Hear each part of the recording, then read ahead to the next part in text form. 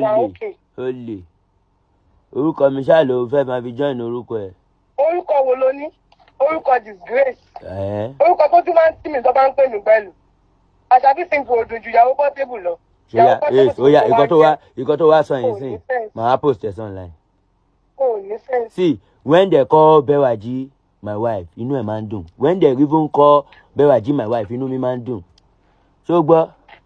Because you have not wake up to your reality. You are the mistake I made in my life. Yes. Among all women wey born for me. Among all women wey born for me. Among all women wey I don date. Among all women wey I put for house. Na you be the mistake. Ìwọ ló lékun dá mi lọ. Èkétékè ló lékun dá mi lọ. Gbogbo àwọn ọ̀rẹ́ lẹ báyé ọmọ yẹn jẹ́. Ẹ̀yin lẹ lé lọ. Ẹ̀yin lẹ drag ọmọ yẹn tó fi lọ. Olóṣì aláyé bàjẹ́.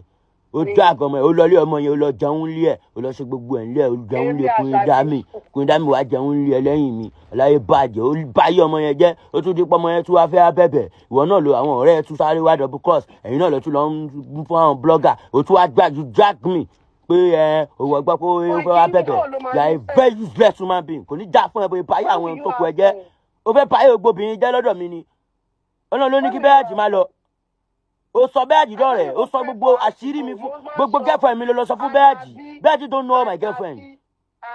You casted me even online. Olórí burúkú ni ẹ. Ọmọ tí ò ní ìràn kò ní dá fún ẹ.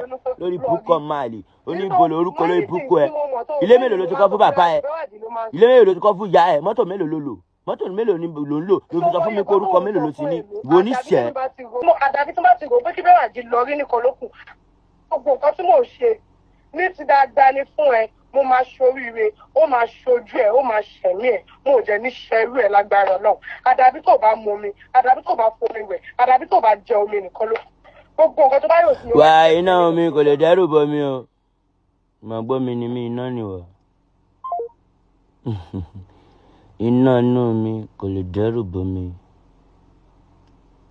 Tó gbọ́, tí kòkò bá gbẹ, onódò ta ti ń bu omi. Ẹ ṣèbà fún Olúwẹ̀rí. Iná inú mi ò lè dẹ́rù bọ mi. Wetin I dey talk na be say you no respect my wife, you don't respect me too. Oh, you don't respect Bere, then you want to be my wife. No. Any woman wey no respect that girl cannot be my wife. Ẹ lè tó sẹ́yìn ẹ̀. Ṣe fẹ́ máa tẹ̀ mọ́lẹ̀ náà. Má tẹ̀sù mọ́lẹ̀ o. Má tẹ̀ gbẹ̀ mọ́lẹ̀ tó bá rìn o. Ṣé gbọ́? Para mọ́lẹ̀, má tẹ̀sù mọ́lẹ̀. Ilé ò kí ń ṣe náà o, ọ bèrè dáadáa. Iná ni ẹ nù mí. Ilẹ̀ ló máa ń gbomi dúró. Ilẹ̀ ni èlò máa ń jà kí ọjọ́ ṣùkú. Wá jẹ́ ń gbé ẹ débẹ̀. Omi máa ń ṣàn káàkiri ni. Ò kí ń ṣe iná. Omi, jẹ́ ń gbé ẹ débẹ̀. Má ṣílẹ̀ tẹ̀. Ṣé wọ̀ Jésù ni? Ṣé wọ̀ Jésù ni? Ṣé wọ̀ Dálímì ni? Má ṣílẹ̀ tẹ̀. Ṣé ń gbọ́?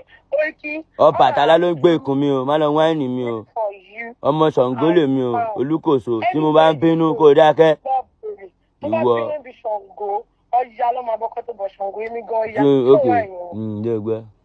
Ṣé gbẹ́.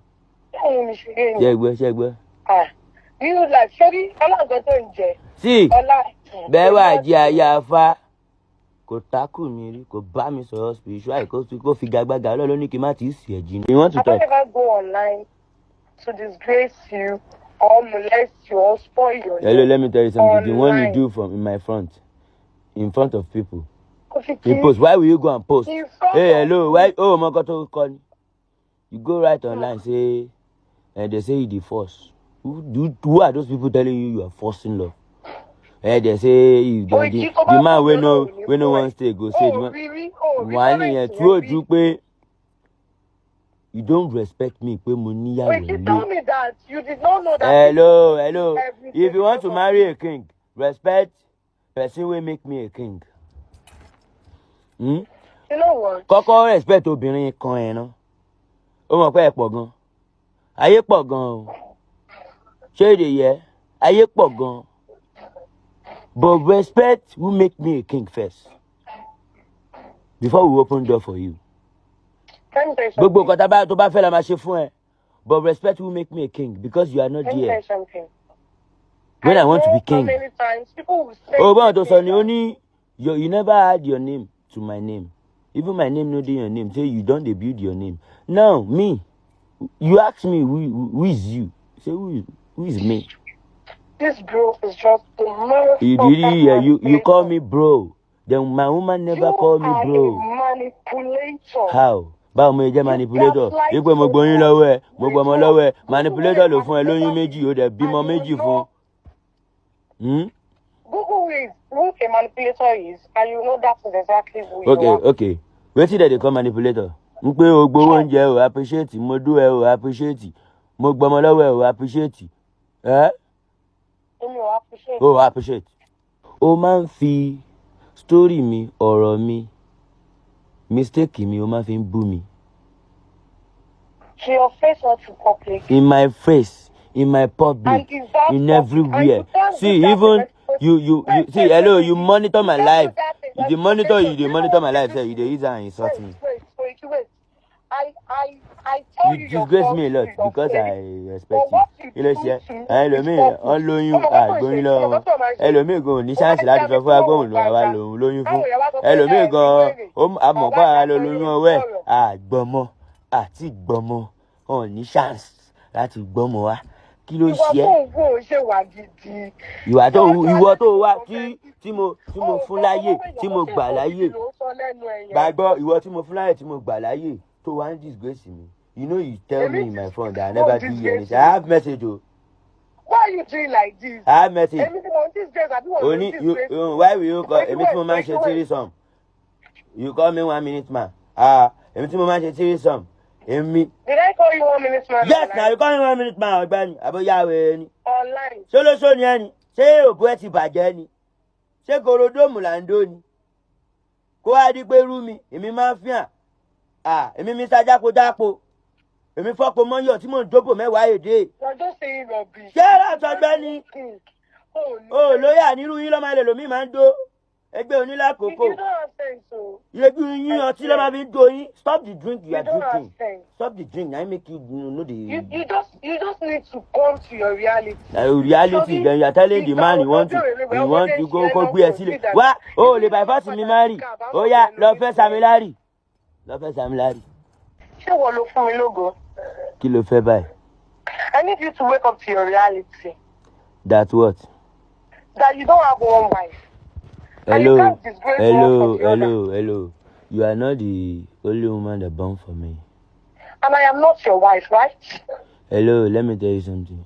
Okiki, is a yes or no? Oh, gbogbo wa tó ń wú yìí, the woman I want, kò yẹ kó máa wù.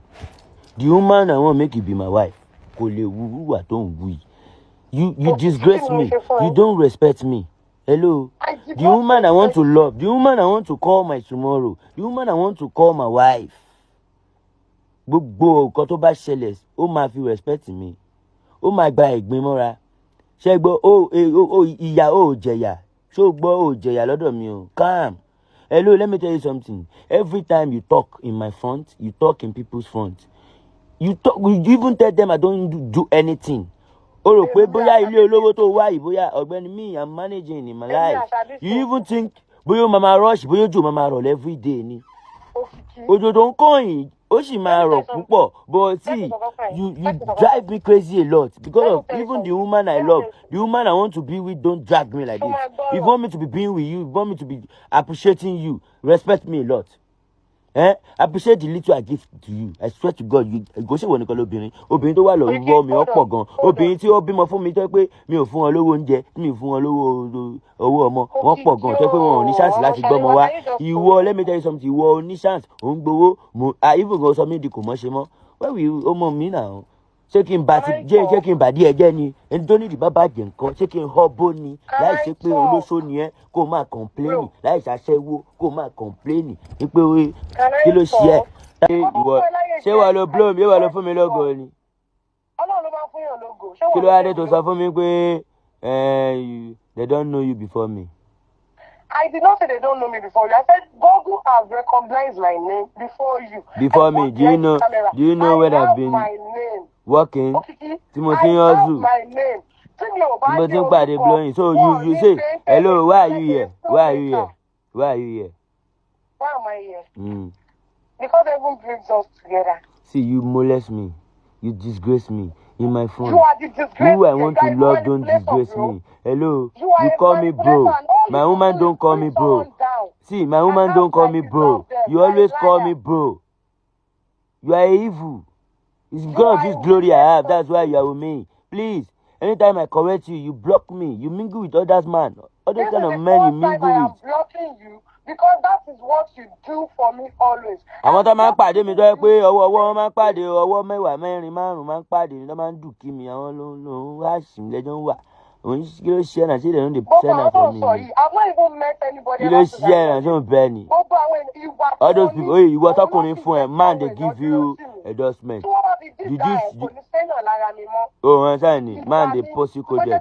Man, you the postman among your girls, your friends. They carry you out. Then you need love, abi. You need gberaga. You 10 months. Oh yeah. Say I never do you anything, abi, for this life. Kill. Okay, man. How?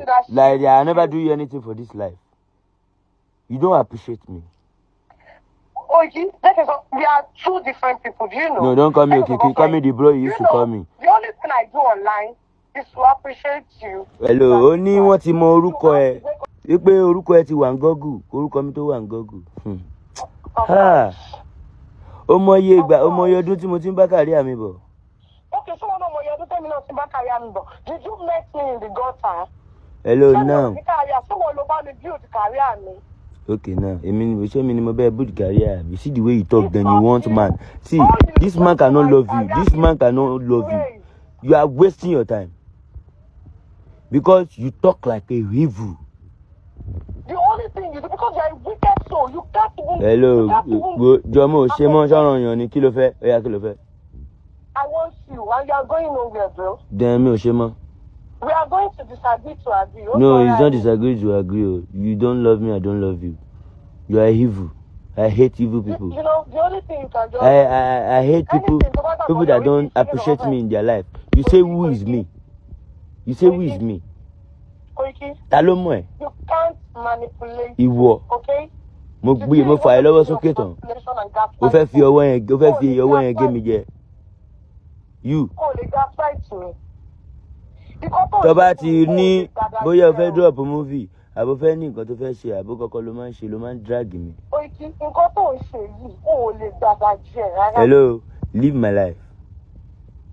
Because obìnrin tó bá ń wá fẹ́ kò kí ń da ìfẹ́ láàmú. Let me send you a message. Don't send me message. I hate you. Let me tell you something. I hate you in my life.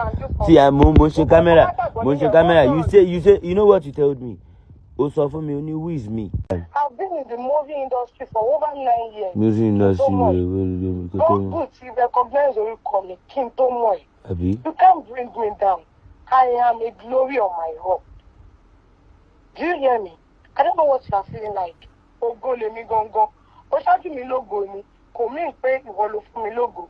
Àwọn ọmọ tó ń kó kiri gan tó fẹ́ parí ẹ̀dìdẹ mélòó nínú wọn ló ti lógo jù. I am working with trainers. Ọlọ́run kì í ṣàbùsí o. Ọlọ́run kì í ṣàbùsí. So until you wake up. Okay, I no do anything for you, Abi. Says who? Have I ever go online and hello? Your image? So I don't do anything for you, this woman. Have I ever go online to tarnish your image? Did I? So I don't do anything for you for this life. Have I ever go online to say that? Have I ever tried to bring you down online?